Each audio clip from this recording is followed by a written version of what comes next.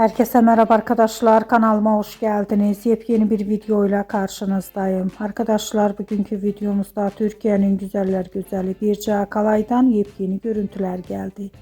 Birce Akalay'ın muhteşem rengarenk görüntülerini sizler için YouTube kanalımda video halinde sunuyorum arkadaşlar.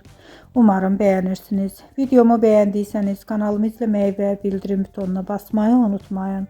Şimdilik benden bu kadar olsun. Yeni videomuzda görüşmek üzere. Hoşça kalın.